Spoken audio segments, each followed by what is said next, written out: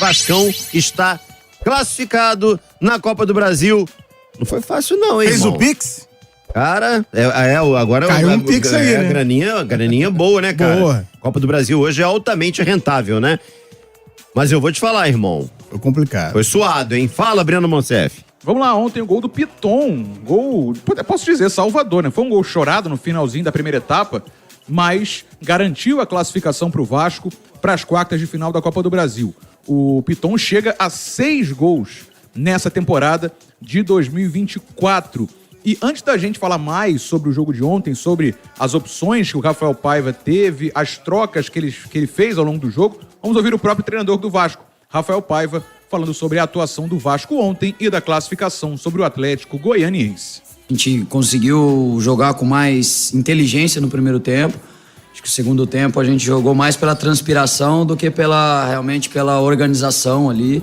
Acho que os momentos que a gente poderia transitar e matar, a gente não teve a frieza necessária para matar o jogo, porque o Atlético deu o contra-ataque pra gente e a gente não conseguiu encaixar. E por isso que a gente, de novo, carregou o sofrimento até o final do jogo.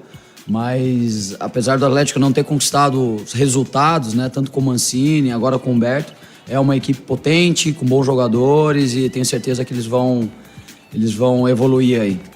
Então tá aí o Rafael Paiva, e ontem o Vasco mais uma vez jogou com 3 volantes.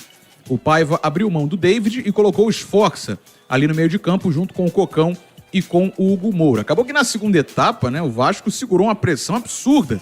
Tava um silêncio total em São Januário, até pelo filme, ou pelos filmes recentes que o Vasco teve em Copa do Brasil, com jogos empatados e indo para a disputa de pênalti, né? Então, assim, o pessoal, é claro que estava com isso passando na cabeça.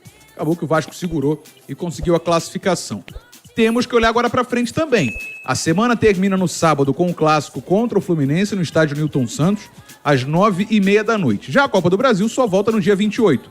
Só no final do mês tem que esperar ainda os classificados e o sorteio para definir as quartas de final. O Vasco volta a disputar as quartas de final depois de 9 anos, soma aí mais 4,5 milhões de reais em premiação, junto a dos 9, né? Que o Vasco já tinha recebido, quase 9, até aqui nessa competição. Passou, mas passou ali deixando uma piscina de suor, né, no campo, hein, Gabriel? Então, Azevedo, quando tem sorteio de mata-mata, eu não vou mentir pra você não, tá? Eu fico na expectativa que os clubes do Rio de Janeiro encarem os adversários mais simples possíveis, né? Time que quer ser campeão não escolhe adversário, tremenda balela, né? Veja o exemplo do Vasco.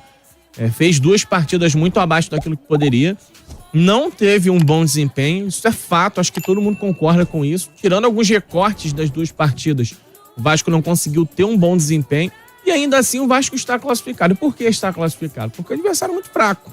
O adversário ontem amassou o Vasco no segundo tempo, aí foi incapaz de repente finalizar mais do que 2 vezes ao gol com maior perigo. A melhor chance parou no Léo Jardim, que mais uma vez foi decisivo. Então, assim, passou, avançou. Eu sempre falo que no mata-mata o mais importante é você avançar de fase, então eu não vou ser incoerente aqui, independente do bom futebol apresentado ou não, da falta de bom futebol, o Vasco da Gama está na próxima fase, isso que vale, porque aí você ganha tempo, né? A próxima etapa da competição acontece só em setembro, ou seja, você vai ter tempo para qualificar o elenco, reforçar esse elenco, vai ter tempo para o Rafael Paiva, de repente, reencaixar a equipe, conseguir estabilizar um pouco a situação, e aí o Vasco vai para uma fase quartas de final muito mais pronto para, quem sabe, surpreender um time mais forte, porque assim, não tem mais Atlético Goianiense para encarar.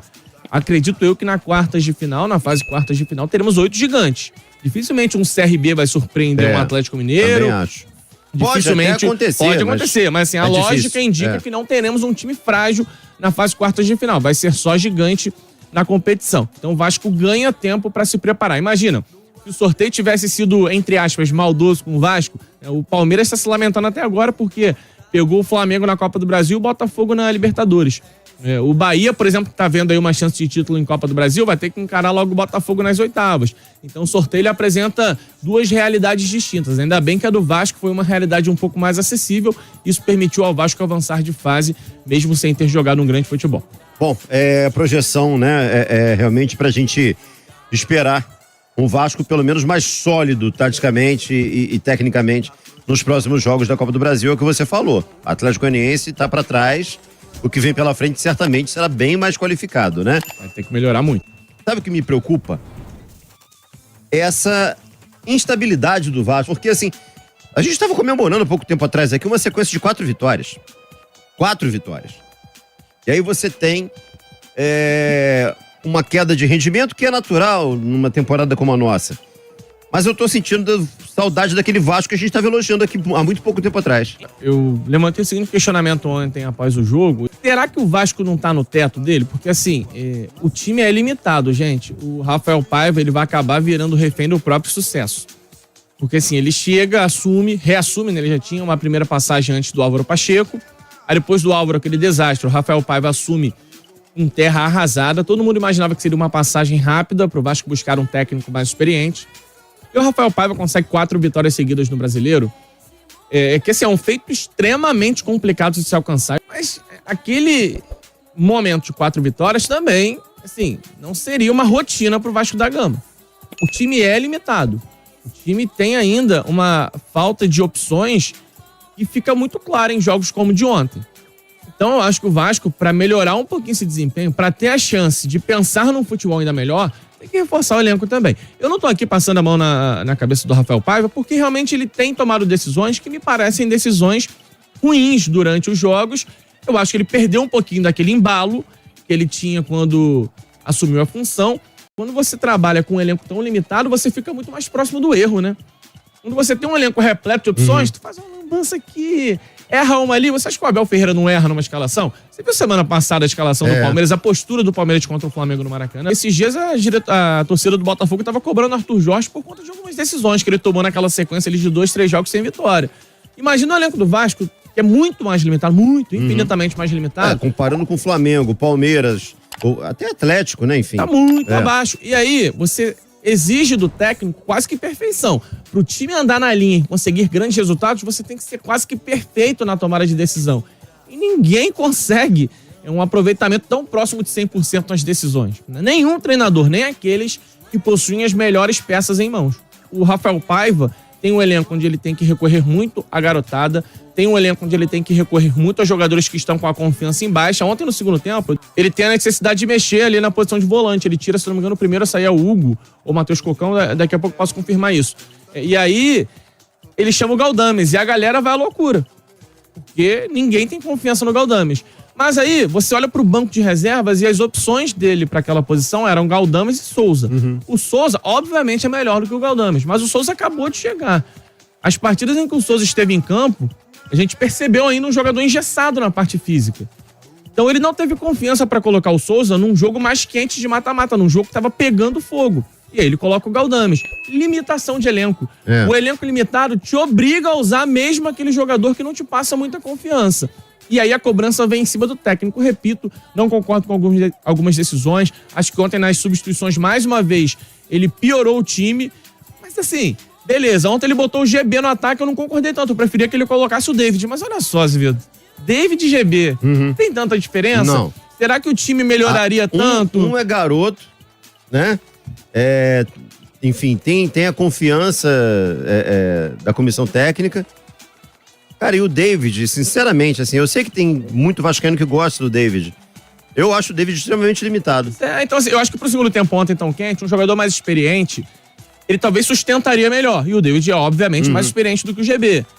Rafael Paiva optou pelo garoto que tá com uma boa confiança, que veio de um gol marcado. O GB entra, acerta uma boa jogada, depois erra uma na entrada da área que gera uma falta pro Atlético Goianiense. Galdames ou Souza? Eu prefiro o Souza, mas o Souza tá com a parte física apurada pra um jogo daquela intensidade. Porque assim, o Atlético é um time até ruim, mas intenso botou o Vasco contra a parede no segundo tempo. Então o elenco tem limitações muito claras. E a diretoria tem que se mexer, né, Zé Pedro? Tem que contratar, isso tá muito claro. Assim, se quiser almejar algo melhor, se quiser ficar nesse joguinho aí de meio de tabela em Brasileiro, acho que dá pra fazer um campeonato tranquilo com esse elenco. E dá pra... Sinceramente, você acha assim que com esse elenco o Vasco não vai tomar susto nesse final de ano? Não sei se não vai tomar susto. Eu acho que não vai cair.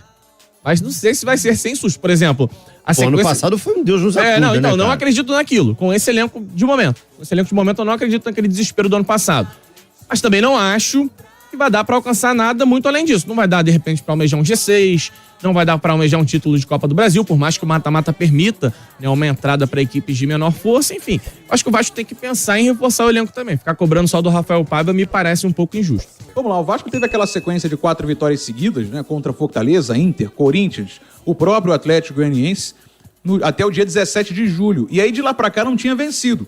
2 derrotas contra Grêmio e Galo e 2 empates contra Bragantino no último sábado e o próprio Dragão no meio de semana passado. Só que assim, essa sequência está muito intensa, porque ela só acaba no próximo sábado, quando o Vasco enfrenta o Fluminense no estádio Newton Santos. E sobre o desgaste físico, o Rafael Paiva fala aqui na Transamérica. Da parte física, realmente, a gente está desgastado, né? A gente tem tentado mesclar alguns jogadores aí. No jogo passado com o Red Bull, essa foi a ideia, pra gente tentar ter alguns jogadores mais inteiros.